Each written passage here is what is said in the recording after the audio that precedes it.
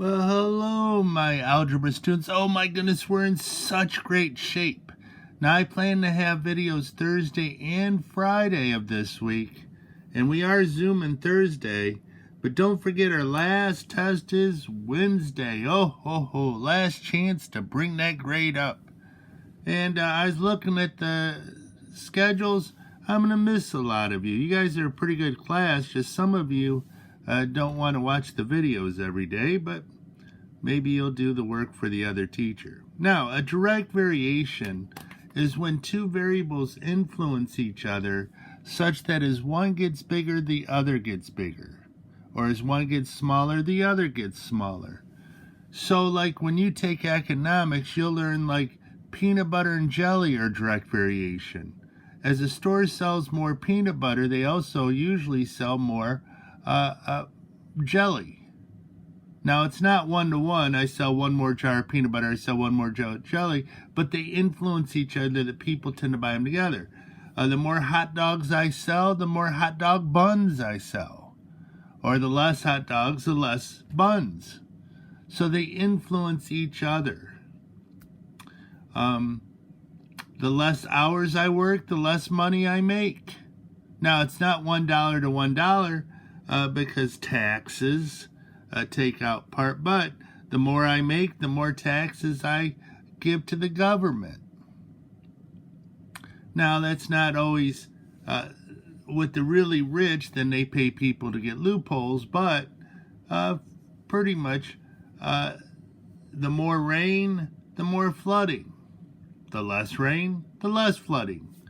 So the formula or the equation for direct variation is y equals kx, where k is called the constant of variation.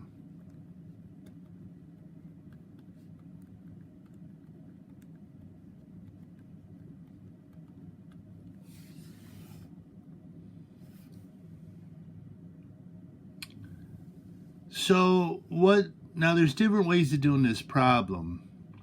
The honors does it differently. I don't know why the books do it differently, but this book wants you to find the k, find the equation, and then find the information. So for example, if I said x1 equals 6 when y1 equals 4, and I said x2 equals 10, what's y2?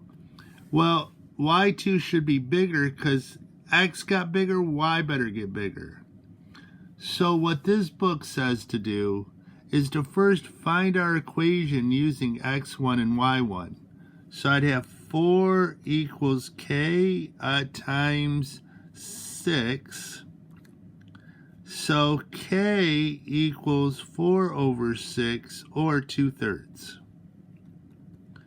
So my equation is y equals 2/3 x. I just put 2/3 in for k. Now I'm going to put 10 in for x.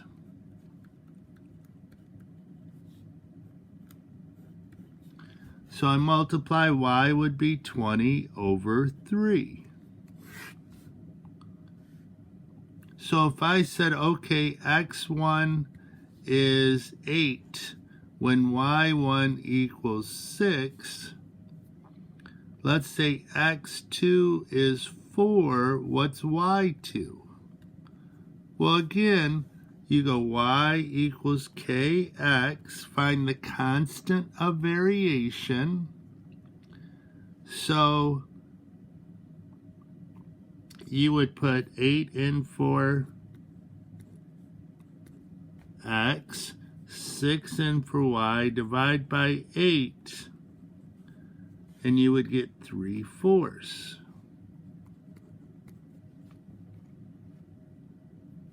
So I'd have y equals 3/4 x. I put 4 in for x. Oops, let's bring that up. Sorry about that.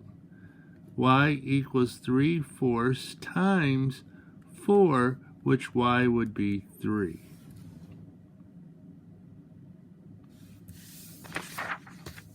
So let's say, okay, x1 is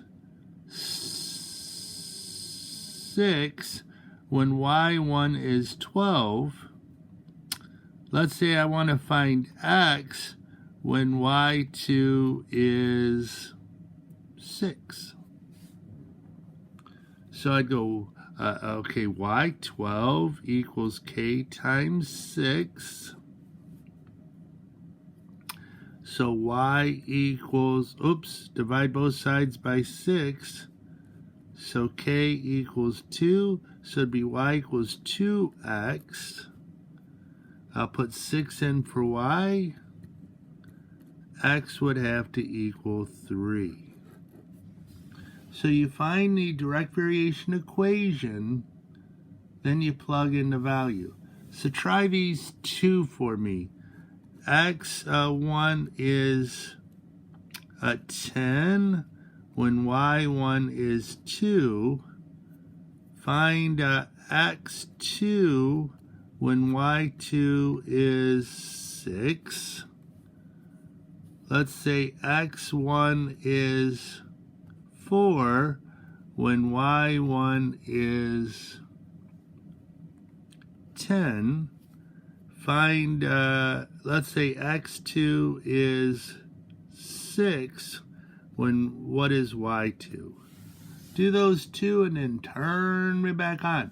Okay, so we would go y is 2 equals 10k. So divide both sides by 10. K equals 1/5. So my equation is y equals 1/5 x. Put in 6 for y. To solve, I'm going to multiply both sides by 5. So x is 30. This one, I would have 10 equals 4k, or k times 4. So divide by 4. K equals 5/2. So y equals 5/2 x is my equation. Put in 6 for x. So 2 goes into 6 3 times. 5 is 15. Woohoo! We're almost done.